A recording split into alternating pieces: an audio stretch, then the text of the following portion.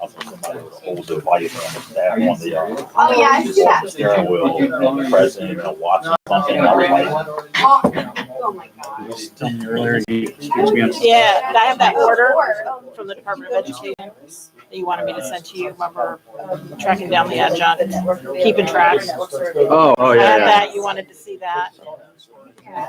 You must have been looking at the. Yeah, income withholding. Huh? The income Yeah. withholding. I have that. It's only like one page. Oh, they're already. yeah, you only- And Kathy said it's very difficult. It would be very difficult to keep track So fast, you're not- when they come back. You're going fast enough to stay straight. Especially adjuncts. All right, well, when we finish up here, I can hang out for a little while. Yeah, and then, Outside. yeah, we have discussion about the 1099 W-2 in the same year problem. I have, like I said, one that they want to get done now because it's coming up. I don't even know who the instructor is. I'm gonna ask Dr. Jeanette who the instructor is, because here's the contract, here's the agreement. And I don't know where she is. Her name's on here somewhere, but I don't know if she's a full-time faculty doing this too. You know, I don't know. Here it is, yeah, I gotta find out who that is. It's my work folder. How much is the contract for? She freaks out. The $7,000, I don't know how much she's getting paid. That's how much they have to pay us, yes. We'll talk about that afterwards. Yeah. I'll hang around.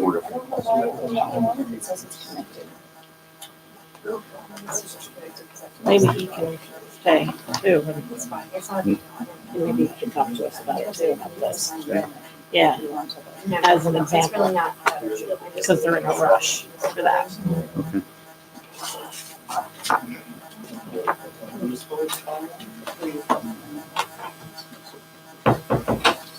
It's fine. I'm not worried about it. Yeah, I don't care. I just need to send her like 2 sentences.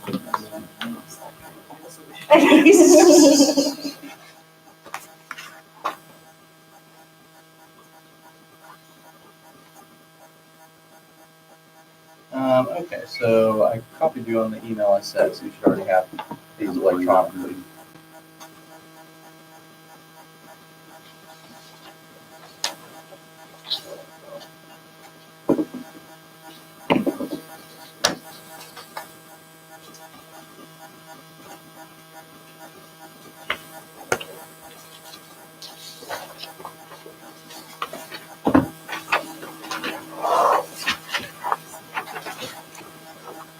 So as we kind of talked about on the layoff considerations, we put performance evaluations and length of service on the same level and modified the disciplinary history one and pursuant to what I think I heard earlier. That, there may be discipline that's not included on evaluation. Maybe it happened after the evaluation or something like that. It may be worth considering. So we've tried to, I think, meet that concern here. I don't think we really had an issue conceptually with what you were talking about. This is our, attempt to address that. Disciplinary history not reflected in any evaluation. Is that together with number 4 or is that number 5? The reason I asked here is 5 here, but on opening it up online, it looks like it's 4. Maybe that the strike through is not. Yeah, it should be item 5. So there's still 7 total. Okay. And everything else is the same, and you guys were good with the 45-day compromise and 1B? Yeah, that was fine. But you added supervisory recommendation. No, that was already there. It was just on the next page. Oh, did you miss that? I missed that. Okay, perfect. All right, we understand that. And I'm sure we can get a clean copy if we're interested in signing this. On the compensation, we're, just in the interest of getting something done for the year, we are, kind of okay with the Article 10 you proposed, but we want to attach to it an MOU to create basically a committee to kind of look into this stuff more. A lot of the discussion that we've had has, at least from our end, as we talked about earlier, there's sort of a lot of moving parts to really setting up a salary schedule. Curiosity about what other colleges are doing. How can we, know exactly where people are now and where they should be moved to and all that sort of thing. So what we're essentially proposing is a committee to be assembled, 3 appointees by each party. Someone needs to serve as a chair. We just put one of the union appointees serve as a chair since, this issue is sort of one that I think the union is pushing forward on. So we thought it was appropriate for a union person to serve as a chair, but co-chairing I think will be fine. It's not something we're necessarily attached to. The committee's charge is doing research on cost and feasibility of implementing a salary schedule. They want to look into other types of compensation structures that, they're quite free to do that. By May 1 of next year, they'll make recommendations to the bargaining teams. And they're just that, recommendations. They're subject to negotiations. And they meet at least 6 times between now and then, assuming we were to sign off on this today. So some questions on that.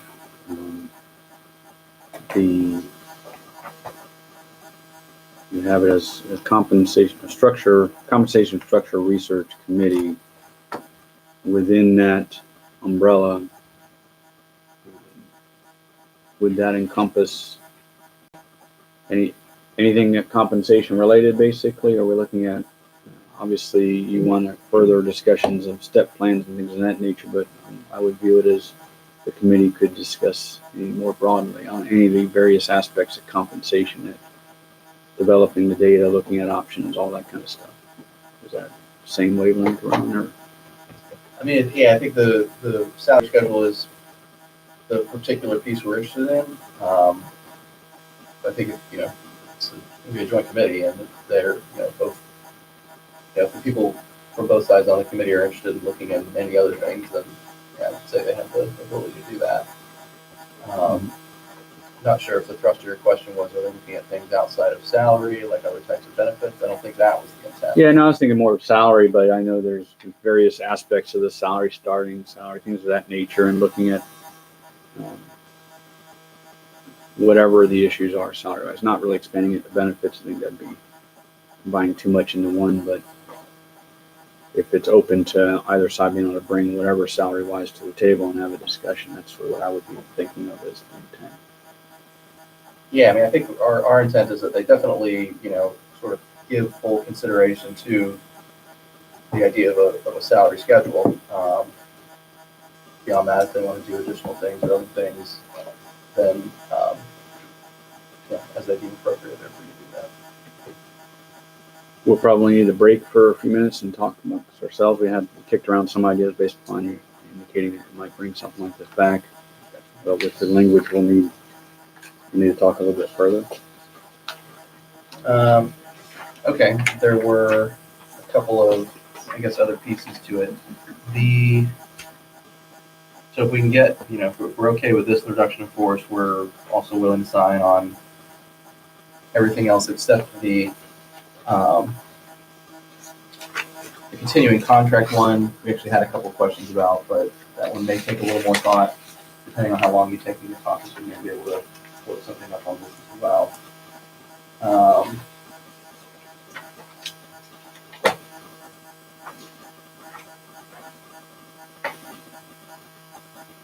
So looking at Article 12, one of the things we were kind of thinking about, and before we spend much time on it, just kind of want to take your own idea, is really thinking of something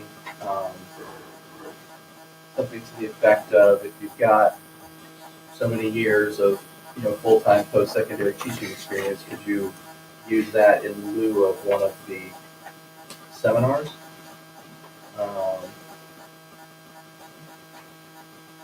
Because we've heard from some people, it's like, I've caught so long. I didn't really get much out of this. There's something else I could have maybe done that might have been more useful. That's one kind of idea that we're kicking around. Any thoughts or reactions to that? Okay. It's really not my area. So. You know, well, I'd like to discuss that with the supervisors, with the academic deans. You're saying, so in lieu of taking any one of these, or in view of this requirement. Right. Is there an amount of, prior post-secondary full-time teaching experience you could have that would kind of, okay, maybe you don't need to do both of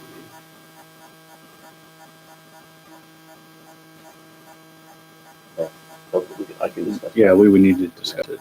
While And we're breaking, we'll try and come up with something Yeah. specific. But We'll talk about that as well. And just so we're clear, Article 12 is part of our package, but if we end up with everything else, we're okay with looking at that as a standalone TA as well. We threw that in because you guys wanted it as part of it, but if we're not that far off, but it needs another meeting. yeah, and we feel the same way. Okay.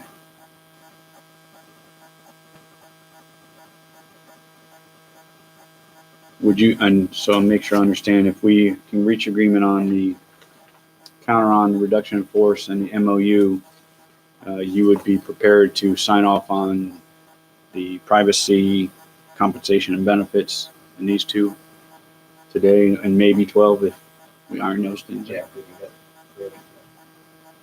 So, unless you have other things, we want to break for another 15 minutes. We can talk about these kinds of things and see if we can bridge that last gap on these. You want to figure out if you have something concrete on 12, you can do it, or kick it to next time. And before we break, let me tell you, we did go through and sort of look at for next meeting. Recognize that this is a busy time for all of you in the room. We don't want to bite off more than we can chew, but we look at maybe some of the things that we haven't discussed in the Article 14. Faculty rights article might be, we might be in a position where we can come back to you that we're on our court. And specifically, we were looking at 14.4, which is safety in the workplace, 14.5, personnel files, 14.6, intellectual property, 14.7, outside employment, and 14.10, which was enhancement of professional skills. So looking at maybe those 5 articles, like some progress can be made there. I know we've talked about a few others in there as well. We have to go back and look at where we left the parking and childcare and things of that nature. So either side can bring back someone if they want. But on those, I don't think those 5 we've ever presented a counter. So we should be in position to do that July 30th. There was some other stuff in Article 14, but we don't want to, well, maybe we should save some because 2 weeks is not a long period of time. Right. Just kind of looking at the list. I'm not saying it's not enough, but I don't think we've done 14.2 and may be about to do 14.3. Let's look at 14.1. You didn't mention it, but it's one of those things that I think is pretty simple and boilerplate. This one, but 14.1 was the one that the prevailing rights type yeah, thing. paragraph saying we can try and do things informally. That doesn't mean that we don't have the right to also do it formally, basically. I'll look at it. I'm not remembering the same one. Let us look at it while we're on caucus. Yeah, and I would say, I think everyone, probably most union business agents have this experience at some point, but oh no, we already bargained that. What do you mean? Well, I saw you in the hallway. We came around to talk about it. So we bargained it. So we can, that's not more. I mean, that's really what that's actually intended to address. I don't think it's too complicated or controversial, but yeah. It's 14.1. Yeah.